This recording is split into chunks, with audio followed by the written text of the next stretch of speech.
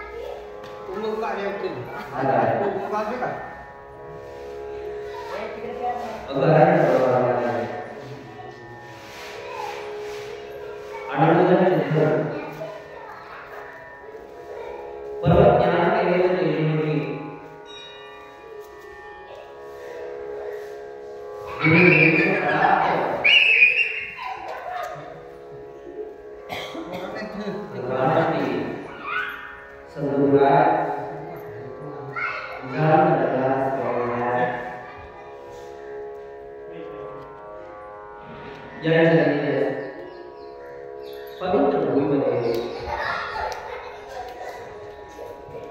गत 8 दिवसांपासून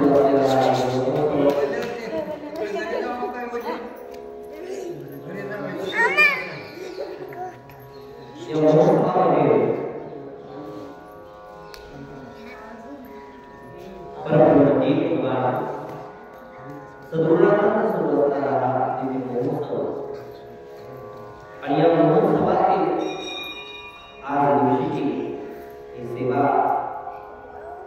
या पावन बालकांसाठी करण्याची पुन्हा एक संधी दिली.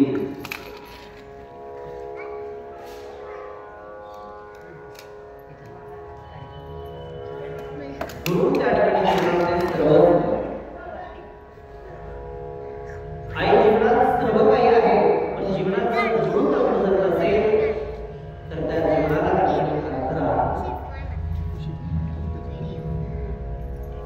अनेक ग्रंथांमध्ये उल्लेख केलाय, पण ग्रंथांना संजीवन असणारं गुरुचरित्र वारंवार आपल्याला गुरुगीतेच्या माध्यमातून सांगतं. शिवोरुष्टे गुरुत्राता किंवा हरिरुष्टे गुरुत्राता पण गुरुरुष्टे कृष्ण. एकदा जर शिव किंवा हरी रागावले, नाराज झाले, रुष्ट झाले, त्यांच्या तोडीस असणारे भगवान सद्गुरू आपल्या पाठीशी सदैव असतात. पण आई ते सद्गुरू जर आपल्या पाठीशी, त्या सद्गुरूचा आशीर्वाद आपल्या पाठीवर नसताना तर मनुष्याचा त्या ठिकाणी तारणहार पडेल.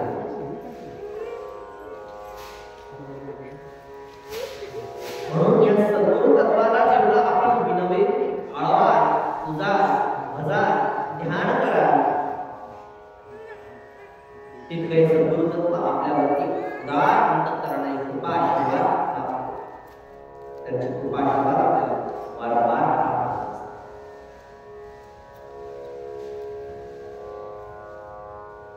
आई आपल्या साऱ्या या निगडी या राजरे ग्रामवासियांचं अत्यंत सौभाग्याचं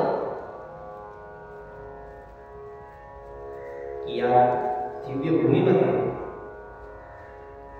श्री महाराजांच्या या दिव्य जन्मभूमीमध्ये आपण सर्व त्या ठिकाणी नित्य दैनंदिन वास करतो. आणि अहोभाग्य या सेवा मंडळींचं की नित्य नेमाने भगवंताची सद्गुरुरायांची उपासना करतात.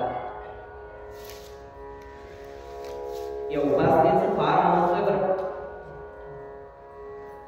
आपण जितकं भगवंतांना आळवू, एखाद्या लेकरू असतं नाही, काही लढीवाळ आपल्या आईच्या त्या ठिकाणी हट्ट करत, आई मला हे पाहिजे, आणि ते प्राप्त करून घेण्याकरता ते लेकरू फार त्या ठिकाणी प्रयत्न करतात.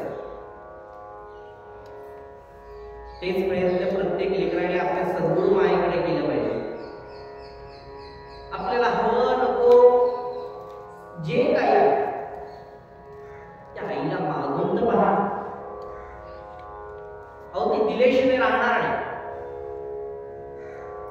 पण जोपर्यंत तिच्याकडे आपण हट्ट करणार नाही किंवा तिला अडवणार नाही तोपर्यंत ती तरी कुठे आपल्याला देणार नाही. विश्वात गुरु भगवंतांना, गोपालकृष्णांना आपण कृष्ण वंदे जगद्गुरु असं त्या ठिकाणी म्हणतो. भगवान श्रीकृष्णांनी अर्जुनाला ज्ञानोपदेश तेव्हाच केला जेव्हा अर्जुन म्हणाला, भगवंत मी तुम्हाला शरण आलोय, शिष्यस्त्वेव शालिमां अहं प्रपन्ना. भगवंता मी तुझा शिष्य झालो, तू गुरुपदावरती आरूढ झाला, गुरुपदावरती आरूढ झाल्यानंतर मला ज्ञानोपदेश दे. तेव्हा भगवान श्रीकृष्णाने त्यांना गीतेचा उपदेश केला.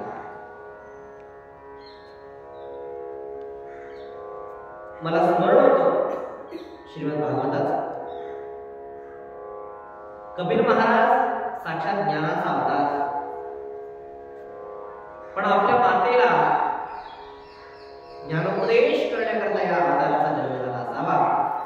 नवे नवे अखिल विश्वाला ज्ञानोपदेश करण्याकरता ते परमात्मा ज्ञान अवताराने जन्माला. कपिलांची पिताश्री कर्दम महामुनींनी त्यांच्या आईला सांगितलं, कपिलांच्या मातेला देवतीला सांगितलं, देवती अगं मी तुला ज्ञानोपदेश देणार नाही, तुझा पुत्रच तुला ज्ञानोपदेश देईल. पण काय प्रत्येक माता पित्याला आपलं लेकरू ते लेकरूच वाटतं. ते किती जरी शिकलं, उच्च शिक्षित झालं, काही जरी झालं तरी सुद्धा त्याच्याकडे पाहताना इतरांकडे पाहण्याची दृष्टी असते ती मातेमध्ये लवकर होत.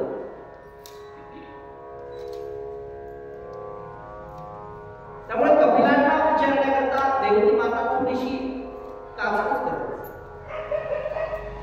ज्यावेळेस कळालं की मला ज्ञानोपदेश फक्त आणि फक्त माझा पुत्रच मला करू शकणार आहे, त्यावेळेस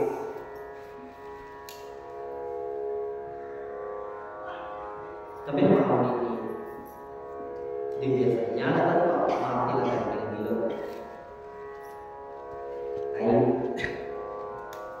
प्रभू श्री जाणून दरगडात स्वामी महाराजांचा या पुण्यतिथी दिव्य सोहळा सर्वजण रोज त्या ठिकाणी आनंद घेतो.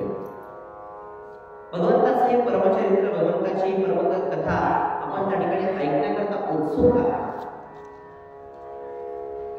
आणि माझ्या मुखात या पामराचं अहोभाग्य, भगवंताची एकदा सेवा करण्याची इच्छा प्रकट मनामध्ये केली, मी व्यक्त केली, आईने ती पुरवून घेतली, पण आईला इतकी आवडली की पुन्हा एक करायला सुरू.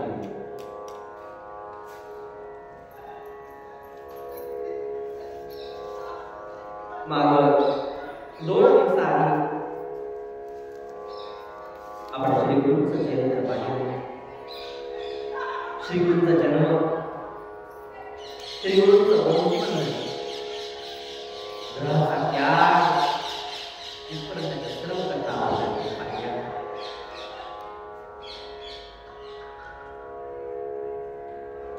सद्गुरू कृपेने मला त्या ठिकाणी सुचवण्यात आलं की पुढील देखील कथा ऐकण्याची आमची इच्छा आहे, ती इच्छा आपण पुरी करा.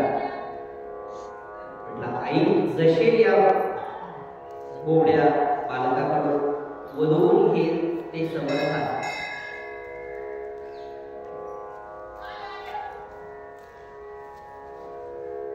प्रभू महाराज आणि प्रभू महाराजांवर असणाऱ्या अनेक स्तोत्रांची रचना आता आपण मागे पाहिलं.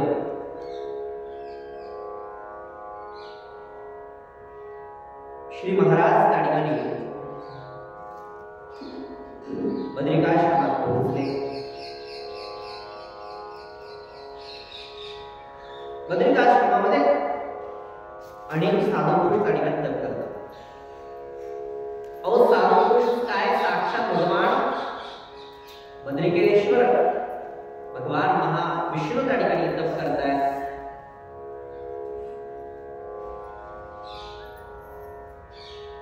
आणि त्यामुळे अनेक साधूजन जाऊन त्या ठिकाणी तप करतायत. श्री महाराज देखील त्या ठिकाणी पोहोचले.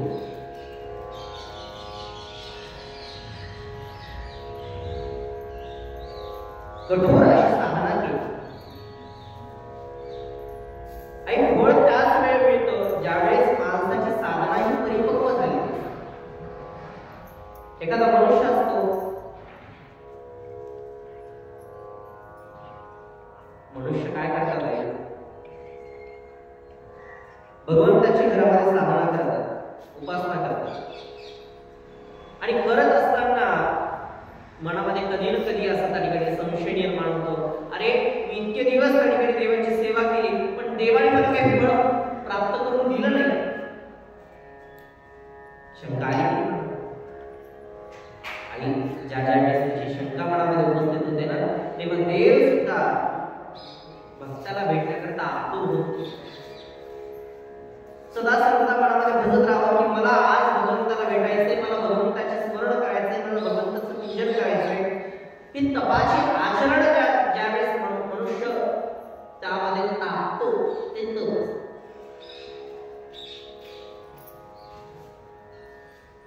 सद्गुरु रागाने सुद्धा आपल्या महाराजांनी देखील अनेक काळापर्यंत बद्रिकाश्रमात राहून तपाचं साधन केलं, तपोमय आचरण केलं, गिरिकंदरामध्ये राहून त्या ठिकाणी कठोर असं तप केलं. आणि आई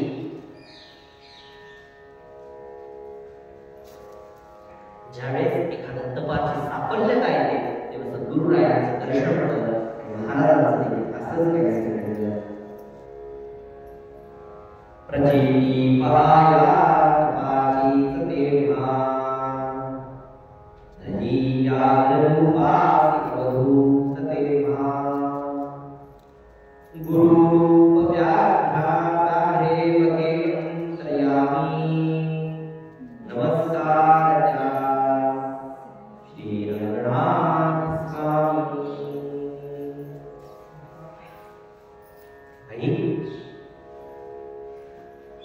सद्गुरु अनेक रूपाने त्या ठिकाणी दर्शन देत असतात. भगवंत अनेक रूपाने त्या ठिकाणी दर्शन देत असतात. पण ते दर्शन कोणत्या रूपात देतील हे आपल्याला कोणत्याही ईमेल, व्हॉट्सअप, फेसबुक, इंस्टाग्राम कधी सांगायचं. आपल्याला एखादं पत्र पाठवत नाही की मी या रूपात तुला भेटायला. सद्गुरु येतात त्यांच्या अनेक रूपांचं धारण करून. भगवंताचा गुण सांगताना भागवताच्या प्रथम श्लोकामध्ये भगवंताचं वर्णन केले. भगवंत कसे?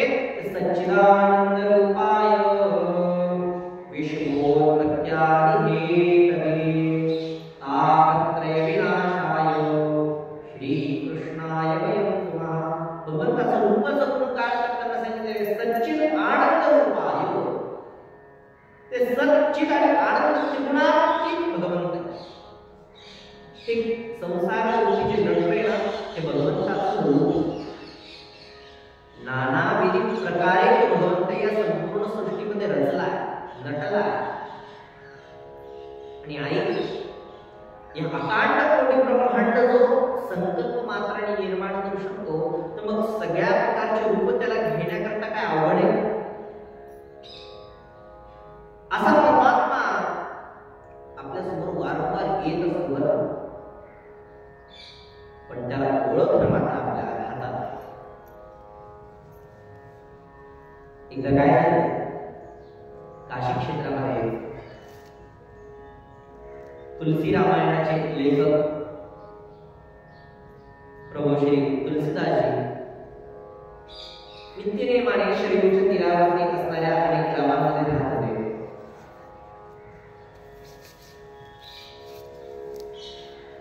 नित्यास जाऊन शौचाकरता गेले असताना एका झाडावरती उरलेलं सर्व पाणी टाकलं आणि त्या झाडाखाली एक ब्रह्मराक्षस राहला. पण ब्रह्मराक्षस एकट्याची अचानक उडी मारून तुलसीदासांच्या समोर थांबला आणि तुलसीदासांना विचारणा केली. तुलसीदासांना सांगितलं, तुलसीदास, अरे आप जो रोज रोज आते हो यहाँ पे, आपका जो उर्वरित जल यहाँ डालते हो वो मैं प्राप्त कर लेता हूँ और उस कारण से मुझे मोक्ष प्राप्ति के लिए प्राप्त हो रहा है. मी प्रसन्न झालोय आपल्याला. मागा काय मागायचं? आणि मागत असताना सुद्धा फार विचार करा.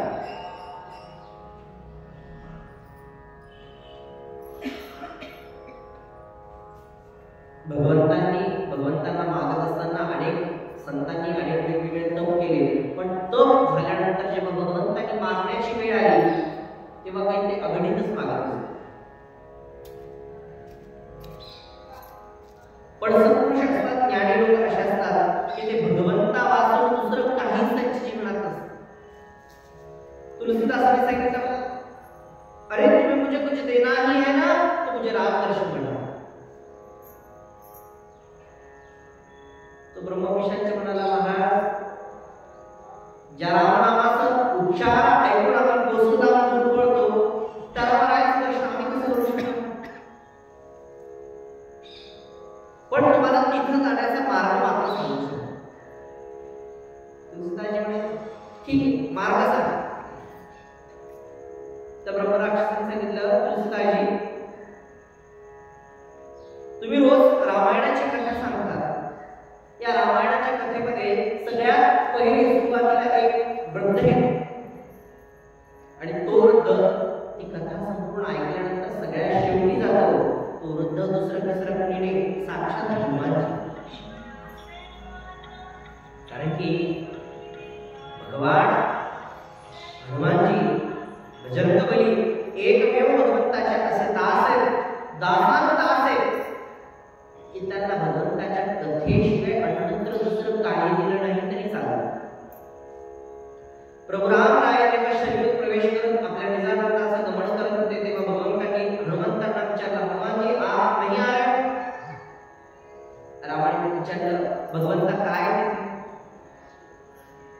भगवंताने सांगितलं, अरे आपला धाम आहे, साबित लोक आहे. हनुमंतांनी विचारलं, तिथे रामकथा आहे का? प्रभूंनी सांगितलं नाही, तिथे रामकथा नाही. हनुमानजींनी सांगितलं, तिथे रामकथा नाही, तिथे माझं काम काय?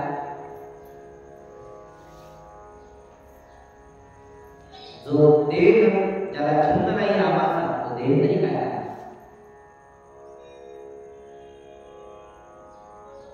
महाराज तुलसीदासांनी ओळखलं.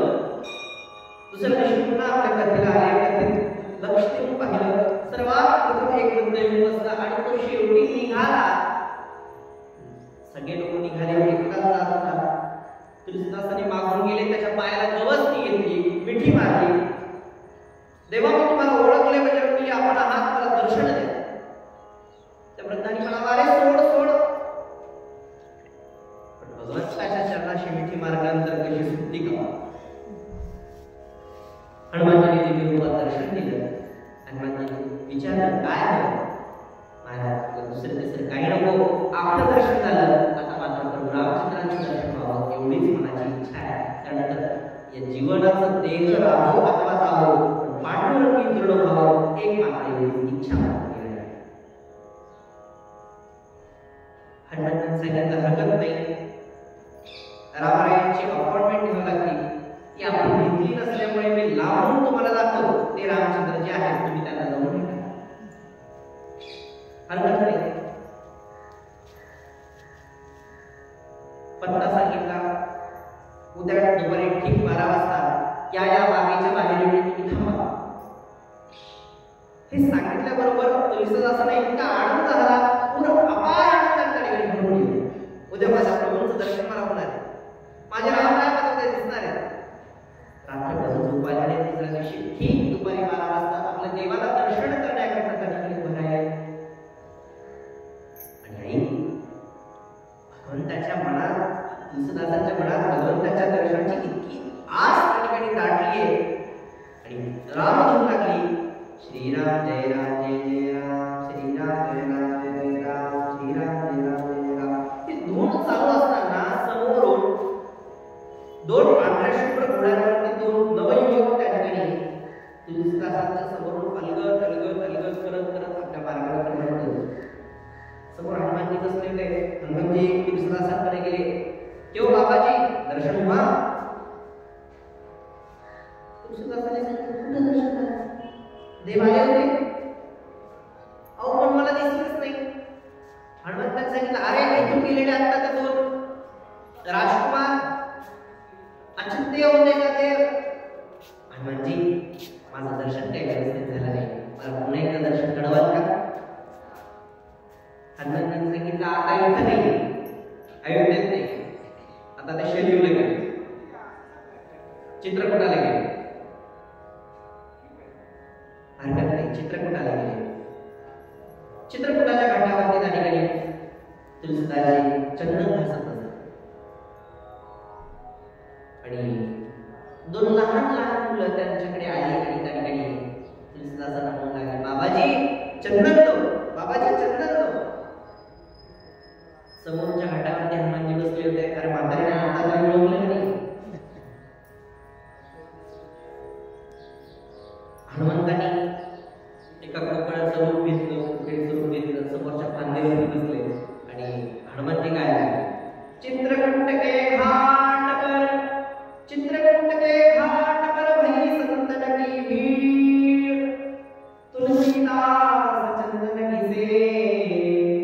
तिलक करे रघुवीर. बाबाजी कभी तो पहिचान समोर जे बसले तेच प्रभुराम आहेत. प्रभुरामांना दिव्य चंदन केलं, नतमस्तक केलं, त्याला आपलं दर्शन घडलं. जीवनाचा प्रथमतार आई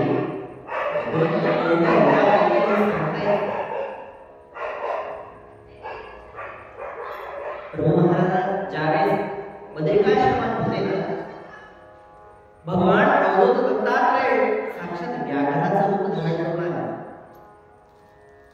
व्याघ्र म्हणाला की मनुष्याला सर्वात पहिले भय वाटतं. अहो भयच नाही, समोर मृत्यू आहे असं त्या ठिकाणी दिसायला. एक पाऊल त्या व्याघ्राने पुढे पुढे टाकावं, पण निजानंदात दंग असणारे भगवान सद्गुणात एकाग्र चित्ताने किंचित मुद्रा त्या ठिकाणी धारण केली. दिव्य कृपा कटाक्षाने भगवान सद्गुरु दत्तात्रय त्यांच्याकडे बघतायत, पण चित्तेचा मृत्यूचा लवलेश त्यांच्या मस्तकावरती, त्यांच्या चेहऱ्यावर त्या ठिकाणी झळकत देखील नव्हता. रंगनाथ स्वामींनी म्हणावं, प्रभू आपण माझ्याकडे इतकं भयभीत रूप धारण करून आला, उगाच कशाला कष्ट घेता? मी ओळखलंय आपण मला दर्शन नाही. आणि भगवान म्हणतात दिव्य असं दर्शन सद्गुरूंना दिलं. अवधूत निंदन श्री देवदत्त शब्दचक्र गदा मंडल हातामध्ये करधनी, काखेमध्ये झोळी, पायात घडावा, मस्तकावरती सुंदर असा जटाभार सोबी शोभत असणारे भगवान म्हणतात त्यांचं दिव्य दर्शन श्रीमंतांना त्या ठिकाणी घडलं.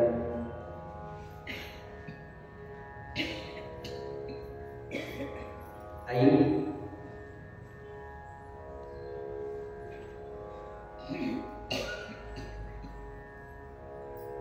श्रीमंतांना काही अंतरावरती एका गावामध्ये आले.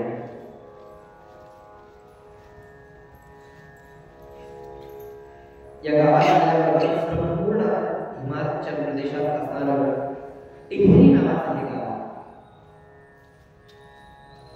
या गावातील राजाने महाराजांना ते निपुण असा वेश पाहिला. महाराजांना साष्टांग दंडवत प्रणाम केला. महाराजांना विनंती केली, प्रभू आपण आमच्या घरी त्या ठिकाणी यावं. महाराजांना घरी पाचारण केलं.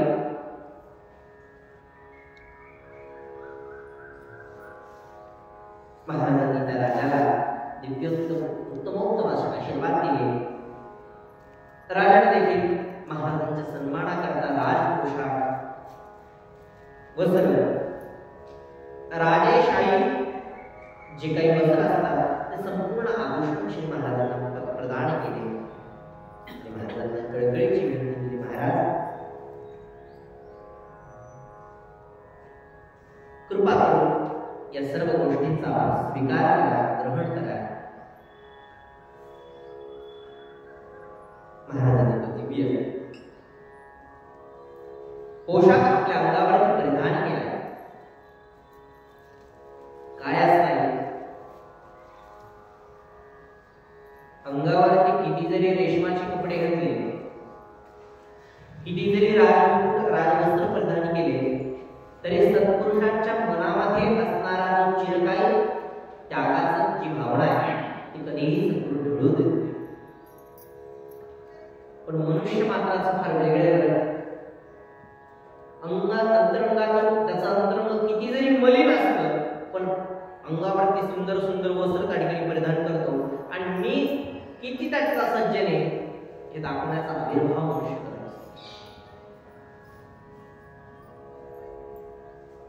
महाराज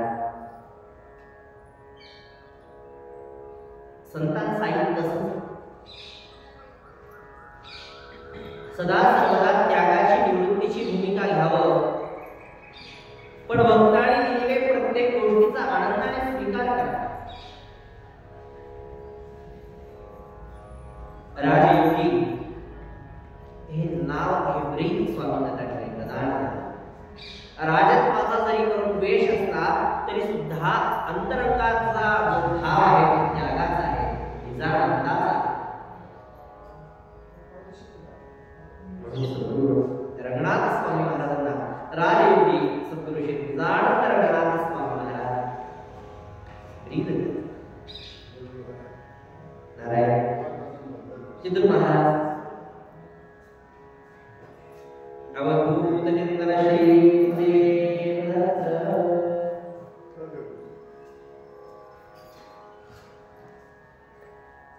पावाच्या वाणीला आशीर्वाद देण्याकरता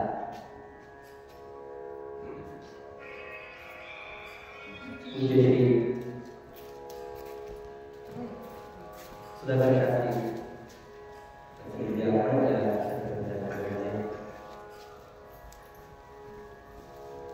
मी सांगतोय भगवान सद्गुरूंना ते राजवंशात प्रधान केले. आपल्या मनोहर नावाच्या आश्रमाच्या पाठीवरती आरोहण झाले आणि थेट दक्षिणेकडे जाण्यासाठी आपलं परिभ्रमण सुरू केलं.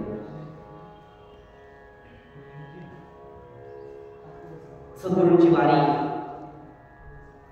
दक्षिण पंथाकडे वळाली आणि दक्षिण पंथात येत असताना पंढरपूरला त्या ठिकाणी सद्गुरूंची स्वारी आहे. आई पूर्वी कथन केलेल्या कथेप्रमाणे सद्गुरूंची माता पिता अत्यंत भगवंताचे भगवान पांडुरंगाचे अत्यंत परम. भगवंतांनी इतकी कृपा करावी, पूज्य महाराजांच्या पिताश्री माताश्री यांचा नित्याचा नेम असावा, वारीचा नेम असावा. आषाढी कार्तिकीला भगवंताच्या नामामध्ये दंग होऊन त्या ठिकाणी पंढरीला जावं, त्या पंढरीश पांडुरंगाच्या चरणी आपलं नतमस्तक करावं आणि त्याच्या कृपा आशीर्वादाने सगळं काही सुखद चाललंय हे त्याला सांगावं. महाराज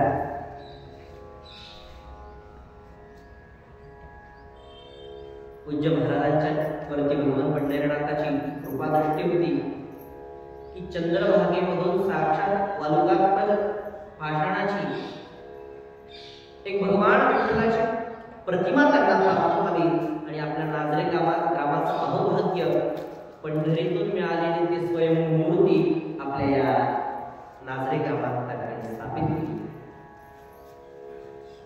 ज्यांना माहिती नाही त्यांनी अवश्य त्याचा लाभ घ्यावा.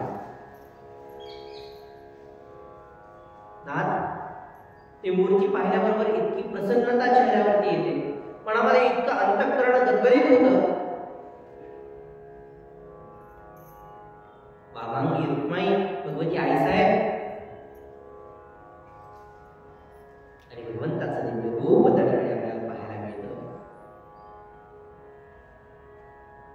महाराज अशाच एका आषाढी कार्तिकीची वेळ आणि प्रभू महाराज देखील त्याच वेळी पंढरीत आले आणि महाराजांचे माता पिताश्री देखील वयोवृद्ध झाले. कानाला ऐकता येणार, डोळ्याला पाहता येणार, पण तरी सुद्धा पंढरीला जाण्याची ओढ बरं. मनुष्य मात्र असा आहे की हातपाय धडधाकट असताना देखील पंढरीला काय कोणत्या देवाच्या चरणी जायची इच्छा देखील होते. नवे नवे पंढरी सोडा, गावातील देवळात तरी यावं.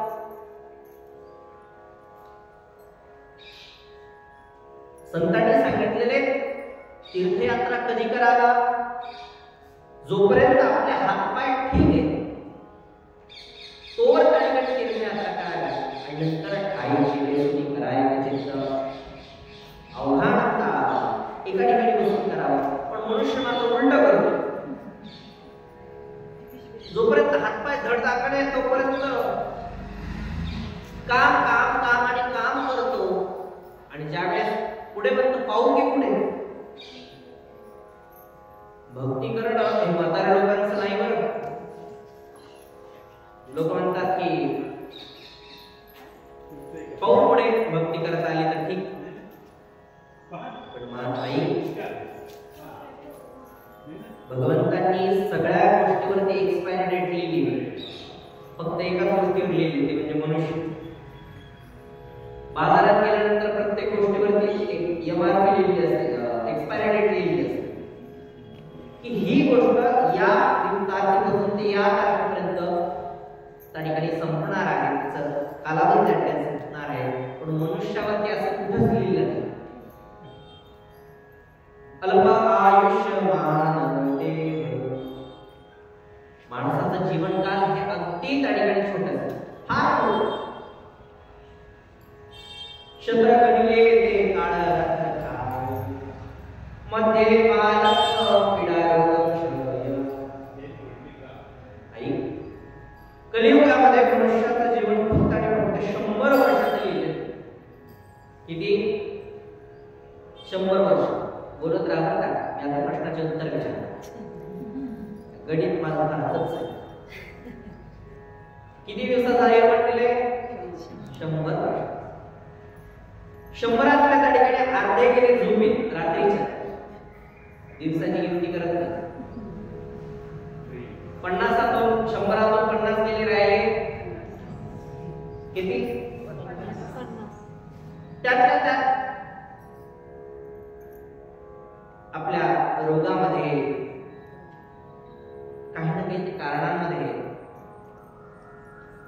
लहानपणामध्ये माणसाच्या त्या ठिकाणी 10-15 वर्ष त्या ठिकाणी निघून जातात. एखाद्या लेकराने काही चूक केली ना, लगेच त्याची आई म्हणते अहो करू द्या, लहान आहे अजून. 15 वर्ष त्या ठिकाणी गेली, 50 ते 15 गेले, त्यातले 5 वर्ष त्या ठिकाणी आपले रोग राहील जातात. तरी ताप येते, कधी काय होतं, कधी काय होतं. 30 त्यानंतर आपल्या पोटा पाण्याला संसाराला लागण्याकरता सामग्रीचे एक जुळवाजुळव करण्याकरता, नोकरी धंदा करण्याकरता मनुष्य आपले जीवनातले 10-15 वर्ष तरी सहज त्या ठिकाणी खर्च केले. 10 वर्ष खर्च केले. किती राहिले? 20 राहिले. 20 झाल्यानंतर मनुष्य हळूहळू लहानाचा मोठा होतो, शिक्षण घेतो. शिक्षण घेतल्यानंतर नोकरी लागते. नोकरी लागल्याबरोबर आता सगळे म्हणतात महाराज नोकरी लागली, आता छोकरी पण आली. गृहस्थाश्रमात पदार्पण होतं, लग्न होतं. या सगळ्या प्रपंचाच्या कालावधीमध्ये आपले 10 वर्ष तरी खर्च होतात. किती झाले? 10. आणि या 10 वर्षामध्ये आई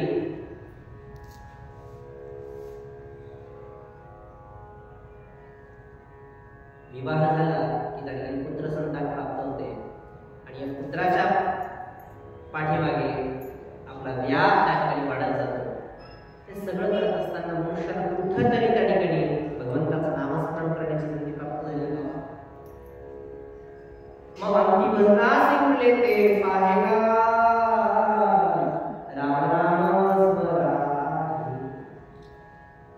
रामनाम त्या ठिकाणी स्मरण केलं. भगवंताची पराभक्ती त्या ठिकाणी केली पाहिजे. विषय निघाला होता पंढरीच्या वारीचा. जीवनात काही केलं नाही तरी चालेल आहे, पण पंढरीची वारी तरी या चरणांकडून एकदा तरी घडली पाहिजे. वारीमध्ये काय सामर्थ्य आहे, भगवंताच्या नामाची काय ताकद आहे त्या ठिकाणी आपले लक्ष द्या.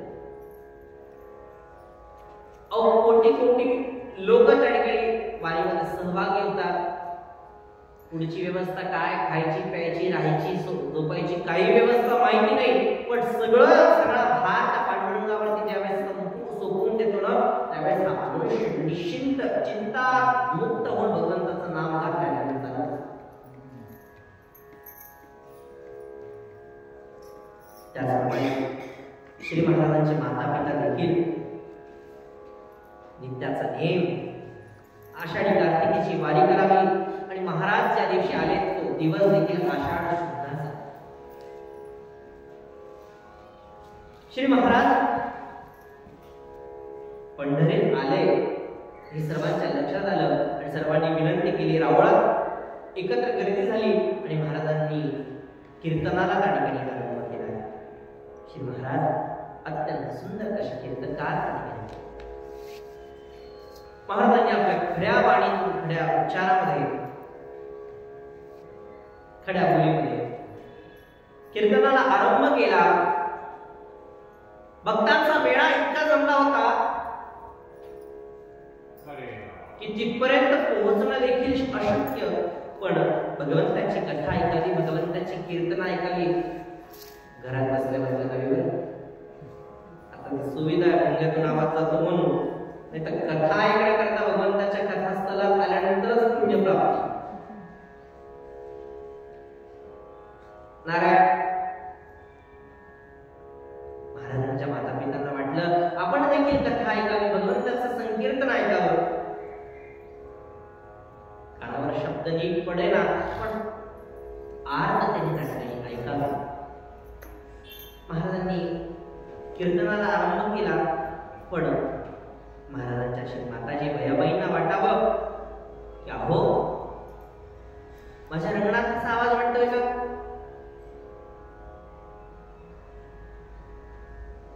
महाराजांच्या पित्यांनी म्हणावं नाही ग, अगं तुला सगळीकडे रंगणात दिसतो, इथे कुठे आला? वारंवार ऐकावं. आईची आणि लेकराची ही नाळ अशी तुटलेली असते नाही. कोणत्याही देशाच्या कोणत्याही कोपऱ्यामध्ये ते लेकरू आणि आई असलं तरी सुद्धा त्या आईला तितकीच काळजी त्या लेकराची वाटते. बाळा जेवलास का, खाल्लास का, पिल्लास का, हे सगळे प्रश्न तिला विचारतात. लेकराला जर भाजलं, झटका बसला तर अनायासे त्या लेकराच्या मुखातून आई ग शब्द त्या ठिकाणी उमटतोच.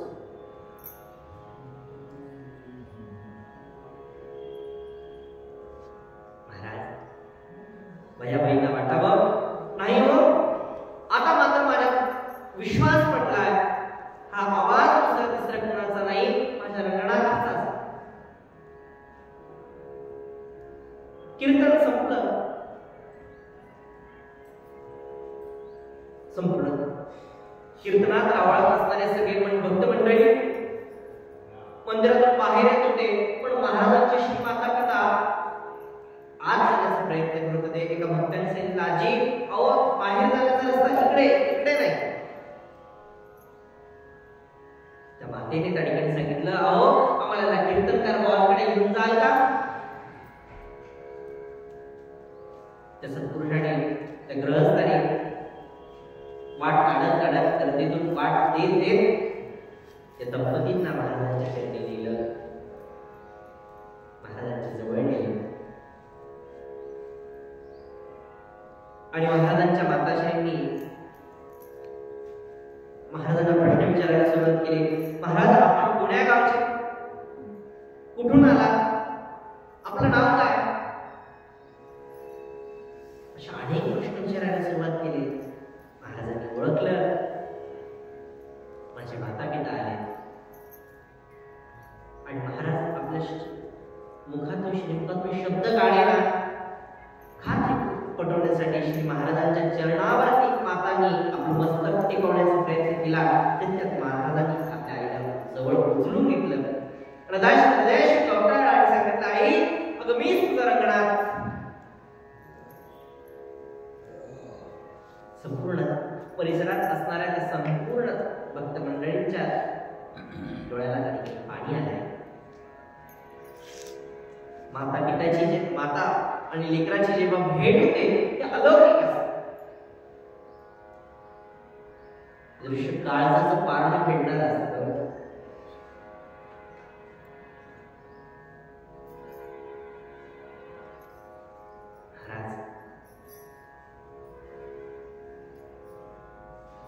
वडिलांना त्या ठिकाणी प्रणाम केला, आईला देखील प्रणाम केला.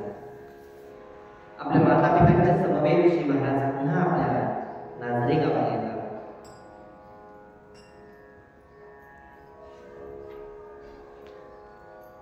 आपल्या माता पित्यांच्या सोबत अनेक दिवसांपर्यंत इथेच आपला काळ व्यतीत करतात.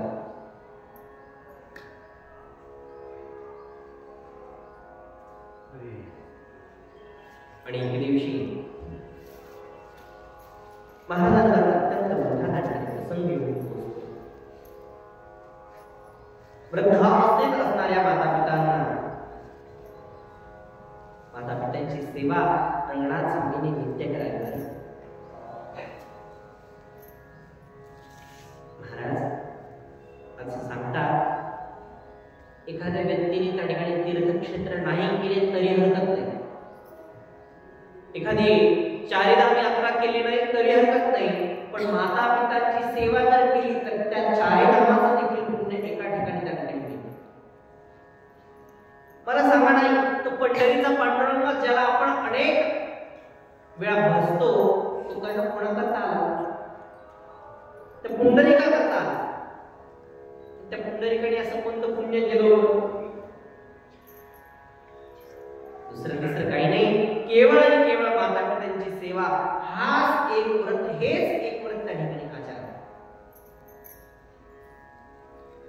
महाराज आजकालच्या पिढीकडे, आजकालच्या या नवीन युगाकडे पाहत असताना भविष्याची कधीतरी फार चिंता वाटते. गावागावामध्ये त्या ठिकाणी वृद्धाश्रम निर्माण होतात. आपल्या लेकरांना मायबापांना सांभाळण्याकरता देखील वेळ आहे. माझे पूज्य गुरुजी स्वामी गोविंदगिरीजी महाराज एकदा विदेशात गेले. विदेशातल्या मुलांनी आमच्या स्वामीजींना विचारलं, स्वामीजी आमच्याकडे या तारखेला मदर्स डे असतो, या तारखेला फादर्स डे असतो, तुमच्याकडे कधी असतो मदर्स डे फादर्स डे? काय कल्पना आहे हे सांगा. मदर्स डे म्हणजे काय? तर त्या दिवशी अमेरिकेतल्या कोणत्या तरी कोपऱ्यामध्ये ती आई असते, ते लेकरू त्या आईला सापडतं, तिला एक कॅडबरी आणि एक फुल देतं, काही वेळ तिच्यासोबत व्यतीत करतं आणि त्या दुसऱ्या दिवशी ते लेकरू निघून जातं. त्यांच्या भाषेत त्याला मदर्स डे म्हणतात. आमच्या स्वामींनी लगेच उत्तर दिलं, बाळा आमच्याकडे मदर्स डे फादर्स डे नसतो, आमच्या जीवनातला every day is mother's day father's day. जीवनाचा प्रत्येक दिवस हा मातृत्व दिवस.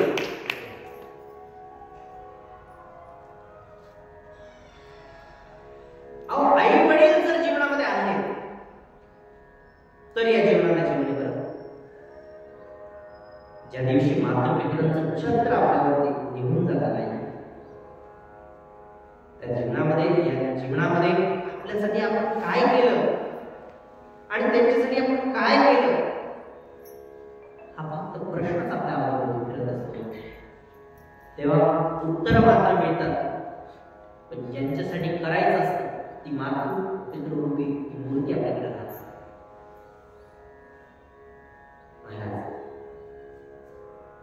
त्यामुळे वृद्धाश्रमाची जी व्यवस्था आहे फार भयंकर. एकदा बुलढाण्यामध्ये, विदर्भात बुलढाणा नावाचं गाव आहे, तिथे एका वृद्धाश्रमाच्या उद्घाटनाकरता पूज्य स्वामीजींना बोलवलं होतं आणि स्वामीजी तिथे गेले आणि त्यांनी लोकांनी त्या मंडळांनी विनंती केली, महाराज काहीतरी आशीर्वाद द्या. आमचे स्वामीजी म्हणाले, आशीर्वाद द्यायची माझी इच्छा तर नाही, पण देव करो तुमचं वृद्धाश्रम लवकर बनव. विदेशातून आलेली ही संकल्पना मातृपितृ भक्तीवरती थोडं असणाऱ्या या वारकरी परंपरेवरती त्या ठिकाणी सूट होत नाही, शोभत नाही.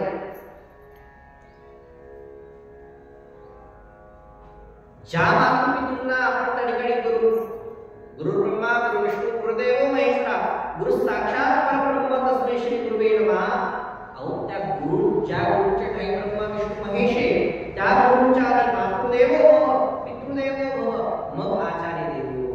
ज्या मातृपितृंना आधी स्थान आहे या भारतामध्ये, ज्या माता पित्यांना आधी स्थान दिले नंतर देवाला स्थान दिले, अशा ठिकाणी ही परंपरा शोभायमान नाही.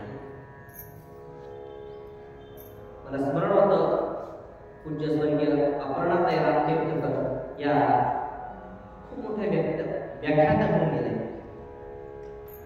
त्यांनी त्यांच्या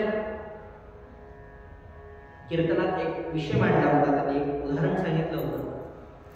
एक मुलगी एका मुलाला भेटायला गेली आणि तिने पहिला प्रश्न केला, तुमच्या घरी डस्टबिन किती? डस्टबिन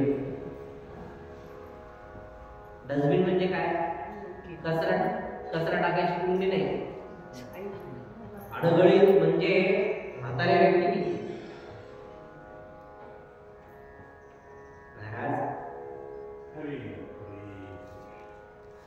काळाच्या गरजेनुसार आपल्या लेकरांवर आधी संस्कार आपण करावे. एखादं पुस्तक कमी वाचलं तरी चालेल, एखादी डिग्री कमी मिळाली तरी चालेल, पण लेकरांना संस्कार देण्याकरता आपण फार कटिबद्ध राहणं गरजेचं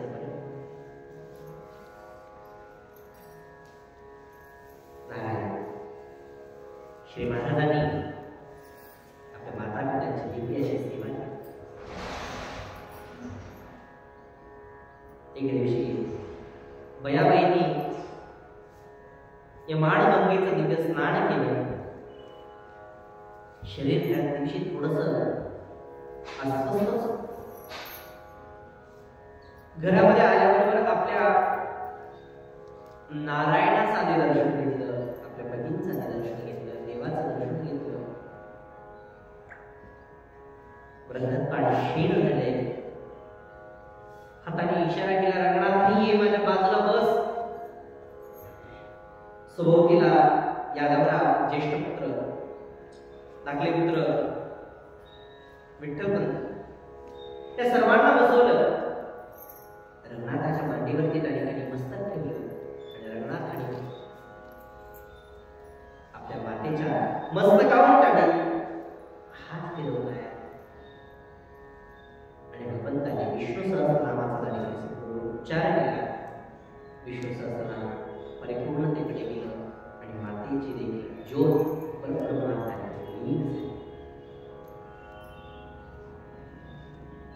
परिवाराला शोक काळात पसरली. पण महाराज निजानंदी असल्यामुळे, सद्गुरु दत्तात्रेयांचा पूर्ण आशीर्वाद असल्यामुळे आपलं मन चित्तस्थिती त्या एकाग्र करून आपल्या संपूर्ण परिवाराला सावरलं ज्ञानाचे उपदेश केले. अनेक दिवसांचा काळ होता. पुढे श्री महाराज आपल्या पिताजींसोबत, वडिलांसोबत मानगंगेच्या किनाऱ्यावर त्या ठिकाणी असताना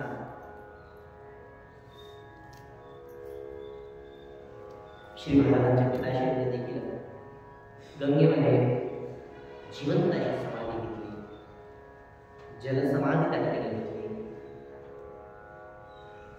महाराजांच्या पितृमातृ वियोगाने महाराज पुढे त्या ठिकाणी व्याकुळ होते. महाराजांना त्या ठिकाणी सद्गुरूंचं स्मरण झालं, दत्तात्रयाचं स्मरण झालं. महाराज बद्रिकाश्रमात असताना श्री व्यासो नारायणांनी भगवंतांना उपदेश केला होता. दक्षिण दिशेला जा आणि दक्षिण दिशेला ज्या ठिकाणी तुझे घोड्याचे पाय अडकतील, थांबतील, त्या ठिकाणी तुझं कार्य तिथून आरंभ कर. तिथून निघाले. नाझऱ्यामध्ये महाराज निघाले.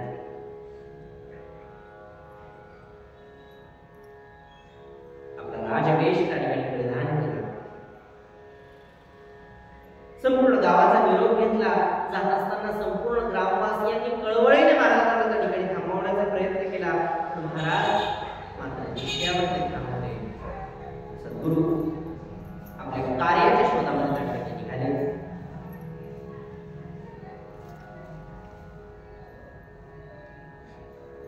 प्रत्येक व्यक्ती आपल्या प्रभावामध्ये भगवंताकडे काहीतरी भेटत असतो, भगवंताचा आशीर्वाद प्राप्त करत असतो. श्री महाराज आपल्या प्रवचनाने, कीर्तनाने भगवंतांना आळवित होते, पण तत्सोबत आपल्या राष्ट्राच्या कल्याणाकरता सर्वांना त्या ठिकाणी बोलवत होते, आमंत्रित. समर्थ रामदास स्वामींनी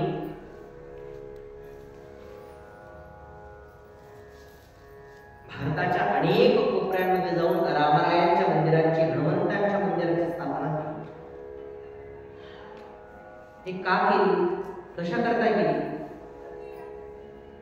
फक्त आणि फक्त केवळ भक्तीने हा देश सांभाळला जाणार नाही. भक्ती आणि शक्ती दोन्ही आपल्या ठाई हवी आणि त्याच वेळी या राष्ट्राचा कल्याण होऊ शकतं. आणि आई आजही ती स्थिती आली. बरं, मनुष्य मात्र 5-5 वेळा देवाची आरती ओवाळेल, तो भक्तीचा भाग झाला. पण मनुष्यावरती ज्यावेळेस आक्रमण होईल त्यावेळेस त्याच्या अंगी आपल्या धर्माचं रक्षण करण्याकरता फक्त भगवान श्रीकृष्णांना येण्याची वाट न पाहता आपल्या लेकरांना त्या ठिकाणी उतरावं. सूर्यनमस्कार जो दंडबैठका त्या ठिकाणी काढाव्या, आपले शरीर त्या ठिकाणी सुदृढ करावे.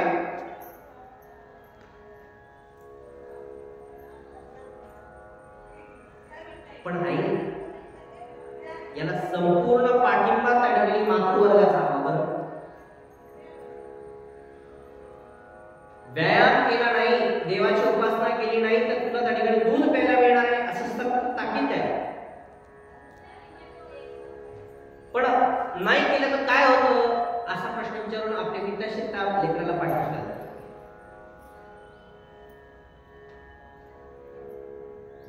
आई देश धर्म आणि राष्ट्राकरता सदैव आपण तयार आहोत.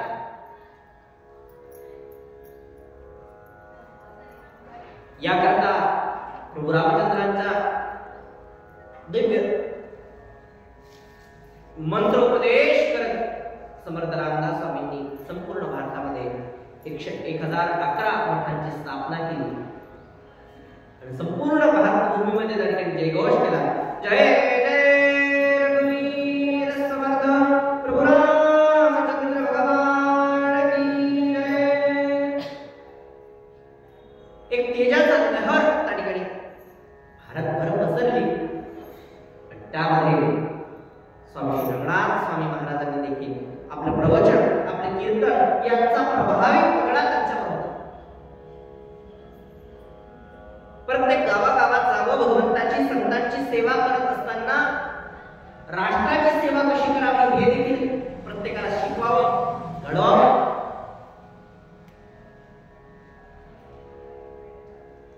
आई महाराजांची ही वार्ता छत्रपती शिवाजी महाराजांपर्यंत झाली. शिवाजी महाराजांनी त्या ठिकाणी श्री महाराजांना भेटण्याचा आमंत्रण पाठवलं.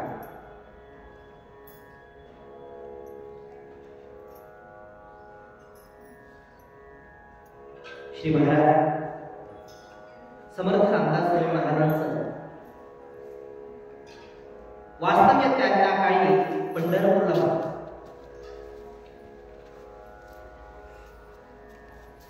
पंढरपूरला आल्यानंतर रामदास संप्रदायाचे असणारे प्रभू रामदास स्वामी, पण आई विठ्ठल संप्रदाय हा विष्णू पूजक आहे आणि भगवान रामदास स्वामी हे राम संप्रदायाचे. त्यामुळे काही लोक त्या ठिकाणी भेद करतात. अहो तुम्ही राम संप्रदायाचे, तुम्ही विठ्ठल संप्रदायाचे, तुम्ही विष्णू पूजक. असंच आमच्याकडे एक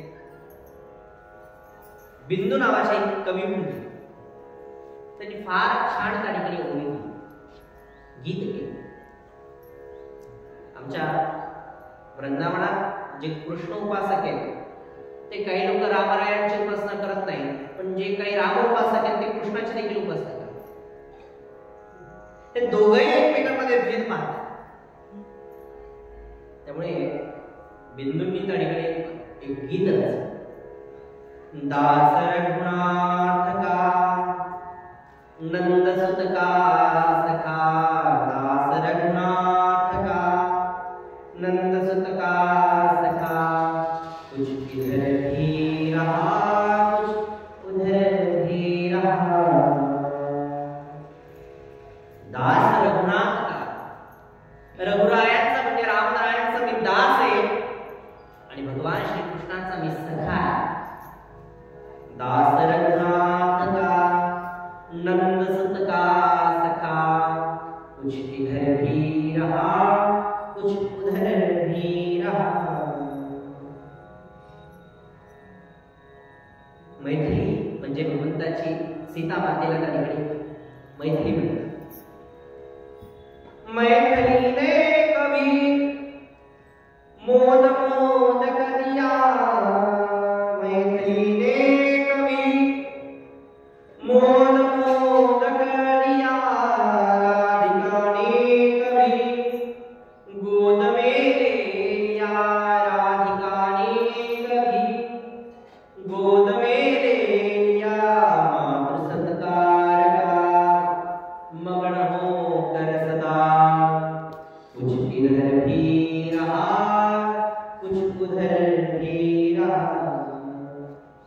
खूब खाई प्रसादी अवधनाथ की, खूब झूठन खवाई है ब्रजराज के, खूब झूठन खवाई है ब्रजराज की। बिंदु दोनों तरफ ले रहा है मजा, कुछ इधर भी रहा कुछ उधर भी रहा। प्रभू रामचंद्र आपल्या दरबारात असल्यानंतर त्या ठिकाणी प्रसादी वाटप करतात, पण आमच्या वृंदावनचा बाल गोपाल कृष्ण आहे ना, तो कधीच शिस्तीत कोणालाच काही देत नाही. तो त्या ठिकाणी स्वतः घेत असताना स्वतः सांगतो आणि स्वतःच्या हाताला असलेलं पौष्टिक उच्चिष्ट आहे तो सर्वांना देतो. ते देत असताना भक्ताला देखील तितकाच आनंद होतो. बिंदू म्हणतात ना, आम्ही रामरायांकडे फार आहे ना, आम्ही त्या ठिकाणी श्रीकृष्णाकडे आहे. अहो आम्ही दोघांनाही एक करून समजून त्या ठिकाणी रामदास स्वामी मस्तकावरती त्या ठिकाणी रामरायांचं रामदासांचं तिलक त्या ठिकाणी घरातून आले आणि विठ्ठलाच्या समोर उभा राहिले तर त्या ठिकाणी विठ्ठलाला प्रश्न करतात, देवा का रे असं उभा श्रीरामा? अहो त्या विठ्ठलात देखील रामराया पहा काय केली शरीर मैया इथे आणि चंद्रभागा. अहो तुमच्या हातात देवा, तुमच्या हातामध्ये चाप बाण त्रिशूळ होते, एका हातात बाण होता, कुठे गेला तो बाण? अहो सगळं सोडून दिलं आणि हात कटीवरती ठेवून उभा राहिला देवा. या रक्षणाकरता या जनांच्या कल्याणाकरता त्या ठिकाणी देवा धावा. कल्याण करी रामराया रामराया, कल्याण करी रामराया, जनहित विवरी जनहित विवरी जनहित विवरी, कल्याण करी रामराया. भगवान रामरायांचं देखील तितकीच आळवणी केली. रामदास स्वामी पंढरीमध्ये त्या ठिकाणी आपलं निवास सापडत असताना विष्णुभक्त नावाच्या ब्राह्मणाच्या दारामध्ये येऊन उभा राहिले आणि आरोळी केली, जय जय रघुवीर समर्थ. स्मरण केलं. रामनामाचा कान जयघोष गाण्यावर आल्याबरोबर विष्णुभक्त धावत पळत बाहेर आला. मूळता कर्मठ. विचारलं काय काम आहे? रामदासांनी सांगितलं, प्रभू अहो काही दिवस राहण्याकरता प्रभूंची इथे सेवा करण्याकरता राहण्याची माणूस म्हणतो, राहण्याकरता जागा मिळेल. अहो तुम्ही म्हणाल तर या ओसरीत देखील झोपू. तर विष्णुभक्तांनी सांगितलं नाही नाही ओसरीत झोपू नका. फार विचार केल्यानंतर लक्षात त्यांनी सांगितलं, माझ्याकडे जागा तर नाही पण गाईचं गोठं मात्र आहे. समर्थांनी किंचित मात्र विचार न करता सांगितलं, ठीक आहे गाईच्या गोठ्यामध्ये राहा. गाईच्या गोठ्यामध्ये समर्थांनी आपला पडवी टाकली. नित्याचं भगवंताचा नेम, समर्थांचा नेम, रामरायांचं भजन करावं, भिक्षा घ्यावी आणि आपल्या रामरायांच्या चिंतनात मग्न राहावं. एके दिवशी श्री महाराज रंगनाथ स्वामी महाराज पंढरपूरला आले. रावणामध्ये कीर्तन चालू असताना अचानक थांबले आणि म्हणाले, श्री राम पंचायतनातील एक माझे ज्येष्ठ बंधू पंढरपुरात आले असं मला कळलंय. जो कोणी आणेल ना त्याला उत्तम प्रकारचा त्या ठिकाणी इनाम देईल, बक्षीस देईल. आणि रामदास स्वामींच्या यष्टीचं शरीर यष्टीचं वर्णन करायला सुरुवात केली. धिप्पाड बांधला पायी घडावा. महाराजांचं तंतोतंत वर्णन करत असताना त्या कीर्तनात हा विष्णुपंत देखील बसला होता आणि त्याला ते वर्णन ऐकता ऐकता लक्षात आलं, अरे आपल्या घरी राहतोय तर गोठ्यात तोच बाबा तर नाही.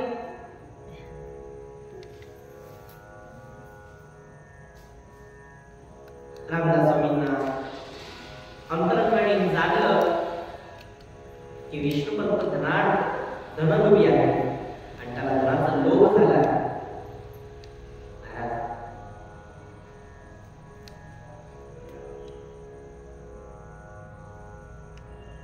दुसऱ्या दिवशी विष्णुपंत तयार झाला.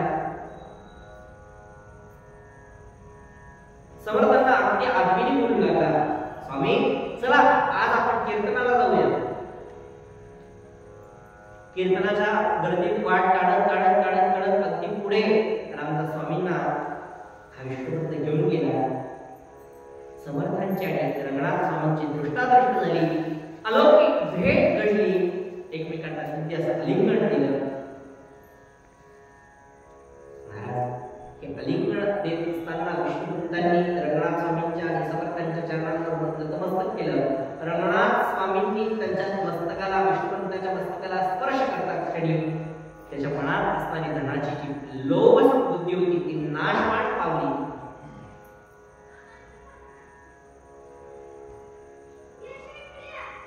आई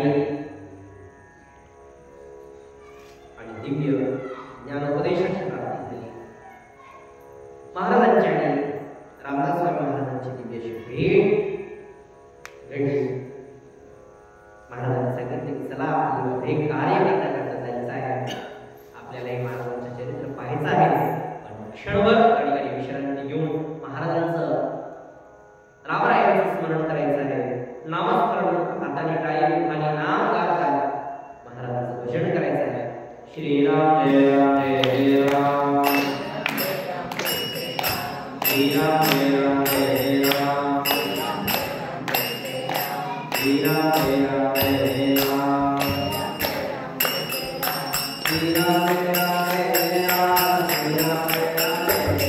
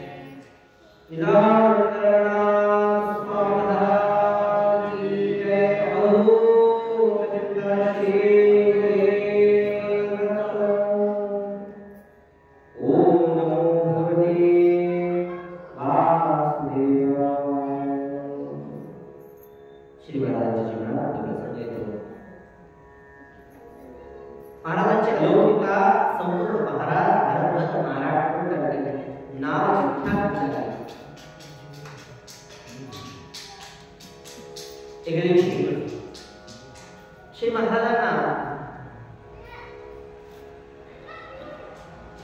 छत्रपती शिवाजी महाराजांनी बोलवण्याचा निरोप आला आणि साताऱ्याकडे जात असताना मध्ये निर्गुणी नावाच्या वनस्पतीचं एक अरण्य लागलं. या निर्गुणी नावाच्या वनस्पतीच्या अरण्यामध्ये श्री महाराजांनी प्रवेश केला आणि प्रवेश करता क्षणी महाराजांचा घोडा